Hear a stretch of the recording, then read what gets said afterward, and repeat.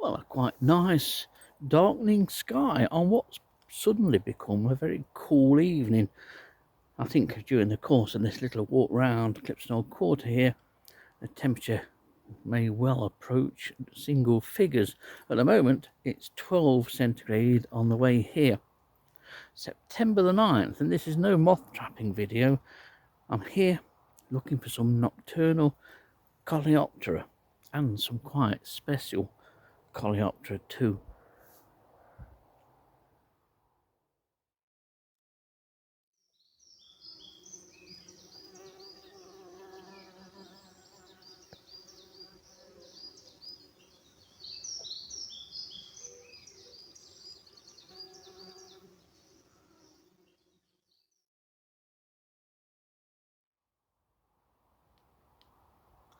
A beautiful evening indeed, even if it is dropping cool. I've had to resort to wearing the jumper, God forbid. And tonight it's a wander to get me out of the house and get out and about up to the centre tree.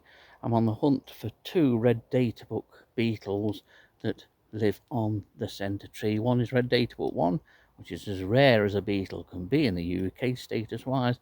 The other one, a bit more commoner, red data book 3. Both very nice beetles. The rare one isn't much to look at though, but it's good in terms of its very rare status. On the way around here, I will be having a look to try and locate any hunting glowworm larvae. If we see any of the glows produced by hunting larvae, that would be a bonus, but I think it may well be a touch on the cool side for any larvae today. But we shall see.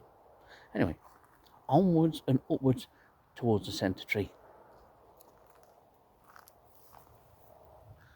Well, the sky is quickly darkening now. The whole place feels very different once you get past the bird breeding season. Obviously, there's no nightjars, or if one is still here, it's only going to be the odd flight call, but I think they're probably long gone now. And say it's a long time since I've been here.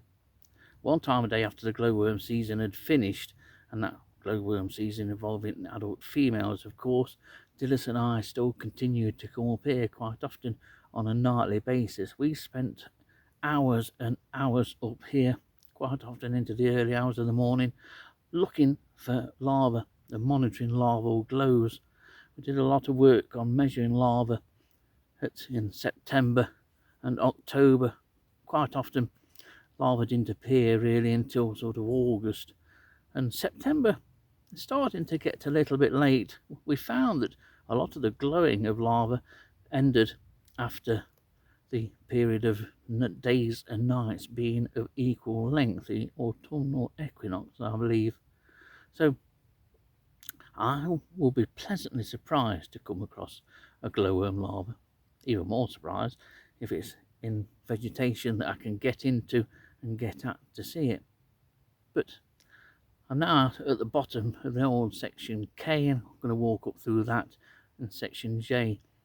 Glowworm larvae just produce a 3 to 5 second glow when hunting, and it is quite obvious, but sometimes it can be hard to spot depending on the thickness and cover of vegetation. So uphill it is from now on.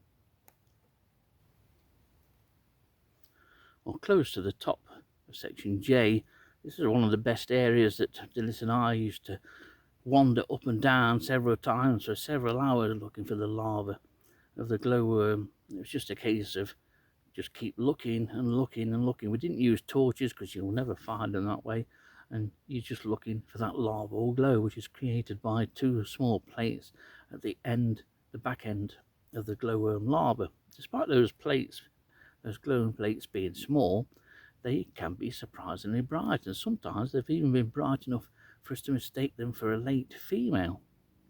But it'd be nice to see one if I'm here for any length of time. We used to find that quite often the larvae didn't really appear until an hour or so after dark, once they've started to become active and then started to walk around and hunt. But hunting glowworm larvae don't always produce glow, so it's occasionally hit and miss. Quite often A warm night after rain was wonderful, and we had some really good counts occasionally. Sometimes larvae could glow continuously for minutes on end, but that was rare and usually involved a larva either sat a foot up a grass stem or a bracken stem. But it'd be nice to find one. But now I'm just down from the centre tree, and hopefully we can find a red databook beetle or two. Well, here's one of our target beetles. Unfortunately, this is the commoner one, but this is Cortesius unicolor, red databook 3, and a few years ago something of a Sherwood Forest speciality, but it is showing signs of increasing now and has spread to other parts of Nottinghamshire and South Yorkshire, and I dare say it's in Lincolnshire and maybe a few other counties. But a nice beetle. This one measures about 8mm in length. This is larger than the rarer species, but nice that we've caught one. It won't hang about for too long. They soon return into the nearest hole or split in this section of trunk of the centre tree. But at least we've got some kind of a glimpse of one. And the second one just tucked away in here. They're probably only just venturing out. And I've just noticed our target species is below the camera, but as long as that stays there and I get a bit of footage of Cortesius unicolor. It's found fairly widely across the Sherwood Forest Country Park area, but Dillis and I were never spent a lot of time nocturnally looking elsewhere for beetles within the country park and on the old veteran oaks. These were always noticed and recorded as we walked past while out looking for glowworm larvae and for glowworms themselves. And these can be present on the tree in milder weather during the winter months. So now let's see if we can get a glimpse of the real rarity.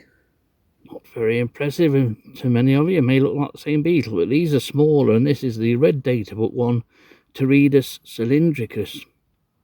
Now, no idea how common this is in Sherwood Forest, and based on Dillis and my own observations, it's rare. This is the only tree in the Sherwood Forest area that we ever found this beetle on, although no doubt it does occur on some other trees tucked away in the forest.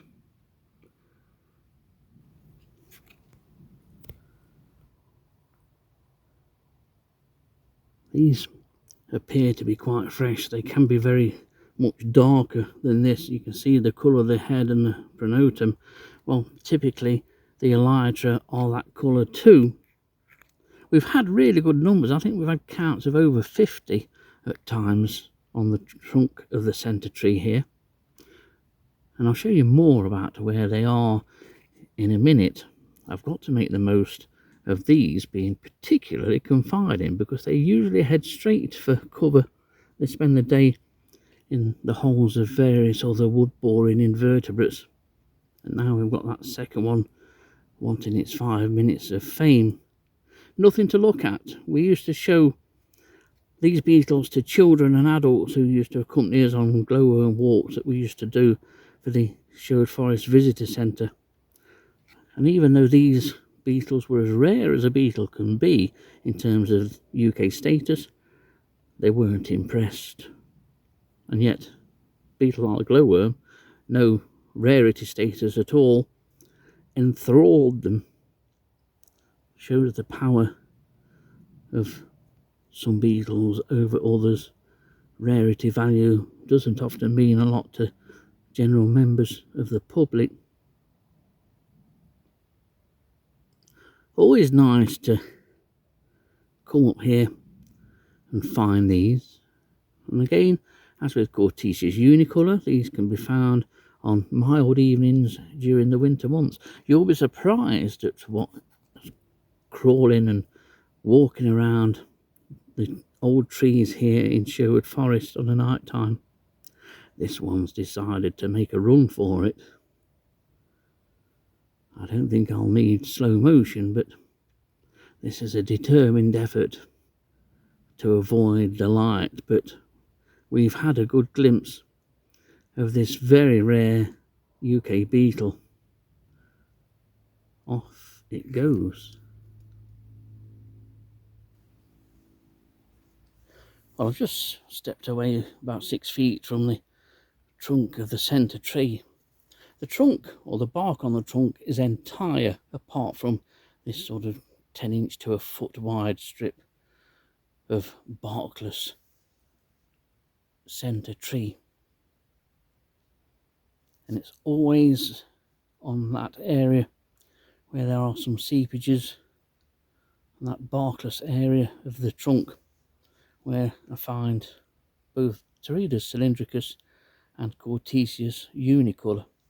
Never found them on the bark, always in that area there. And there's a number of sap runs that they particularly frequent. Offhand, I'm not sure whether they're both sort of algae grazing species, I don't know. But nice that you can wander up here, have a nice evening stroll, look for glowworm larvae, up to this magnificent tree, and quite easily find 2 red data book beetles.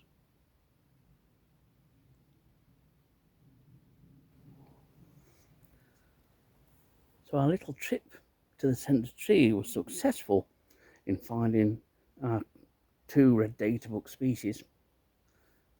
Always considered myself fortunate and delighted too that we had easy access to such a rare beetle, and a beetle that we used to see every night during the glowworm season, and of course during the larval hunting season. And now that's my next little quest. Whether it will pay off, I have no idea. But just on another note, this is a very important tree, the centre tree, as far as I'm aware. It marks the very centre of Sherwood Forest. It also hosts one of the few colonies of honeybees that there are in Sherwood Forest now. There's not the number that there used to be, but there are a couple of colonies that are still hanging on, and one is just above my head. Had there been a hornet's nest in the centre tree, I wouldn't be standing here lighting my face up with a torch. Just attracts them, and I don't want to go looking for trouble. I want to go looking for glowworm larvae. So that's our next little quest for the next hour or so.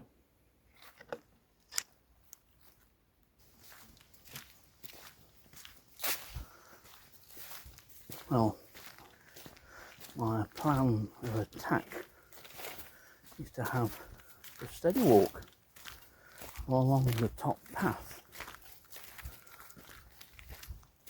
If you watched my video about my after their upcoming retirement, it's the long path, tree lined and quite beautiful. It's also the darkest path that clips an old quarter, and in this area, and it used to be good for finding larvae. And up here, at times the larvae could be anywhere on the path. But I'm walking along to the top of section I. I'm going to have a 10 minutes or so looking around there. Quite often it would pay to stand and look into the dark. I've just sat at the top of section I. I've seen 2 glowworm larvae. The first one glowed 3 or 4 times, but I couldn't locate it within the leaf litter. It must have been fairly active. So I've walked another 20 yards down, and under the oaks here, quite scrubby oaks, I've just seen another one which has glowed once and once only. I'm reluctant to go looking for them with the torch after just one glow. Always paid to let them glow 2 or 3 times and locate them that way before putting the torch on. If you stick the torch on too early, you've got little chance of seeing them actually glow, and unless they're sat openly on top of something, they're absolute swines to find. So I think it's lights out and sit and have a look for this one.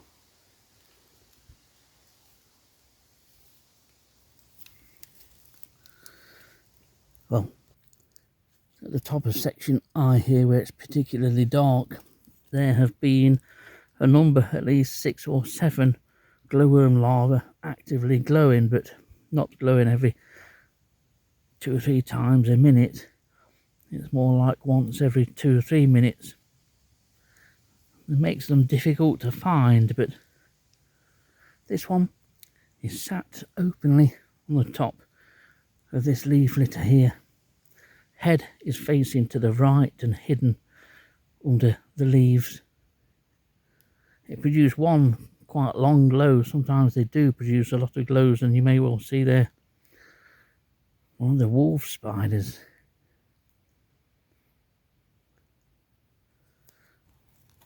So at least I found one.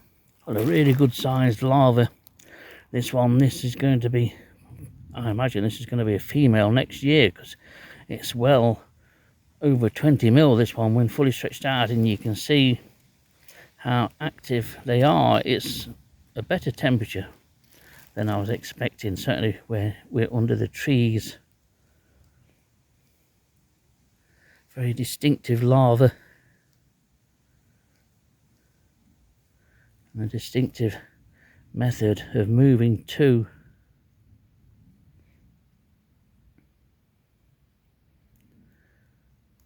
I say there's good numbers up here at the top of section I, which is nice to see. These are the kind of numbers that Dillis and I used to have, and it was always a good location because it was always very dark under these oaks. They're only small oaks.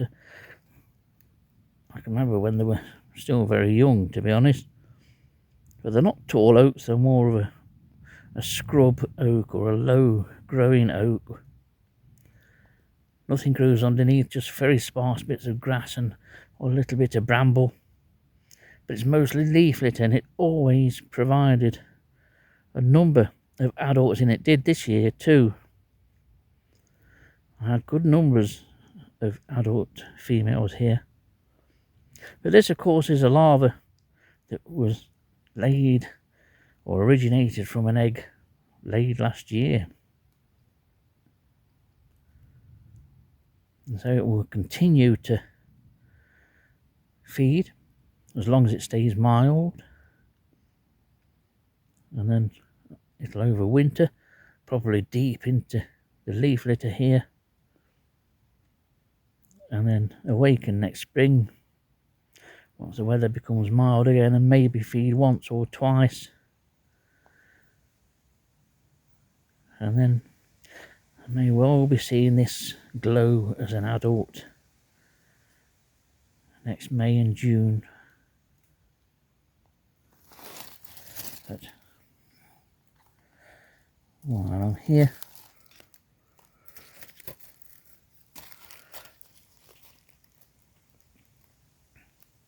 this is a good 20 mil stretched out. This will be 22, 23 mil. A nice find. So back into darkness and into the leaf litter for her. We may well be able to hear the traffic on Peafield Lane about another 100 yards or so down to my left, so I'm close to the car and close to home. It's been a really entertaining couple of hours. I've enjoyed it. It's probably about 10 o'clock at night now, and it has been fun. Nice to find both red databook species of beetles, Interidus cylindricus and Cortesius unicolor, and then success in finding a number of glowworm larvae glowing at the top of section I. Section I is one of the darkest sections on this entire area now. And to think that years ago Dillis and I used to look all over the tracks here for larvae, but because of the removal of the pines and the increased light pollution which has happened over the last sort of 10, 15 or so years, most of the tracks where we used to find glowworm larvae are now no longer suitable. They're too light. As I look now up at the sky, it is very orange. I thought we'd made great improvements in the light pollution, or in reducing the light pollution from our street lights. I remember back in the days of 1970s and 1980s and the light pollution from the orange sodium street lights. It's as bad, if not worse, today. It's very easy, as I've walked down here, I've not had to use the torch, only to locate the glowworm that are featured. Everywhere is light enough. Once your eyes are fully adapted to the darkness, you can see every leaf and every blade of grass. Have we really made any improvement to the light being emitted upwards? It wouldn't seem so.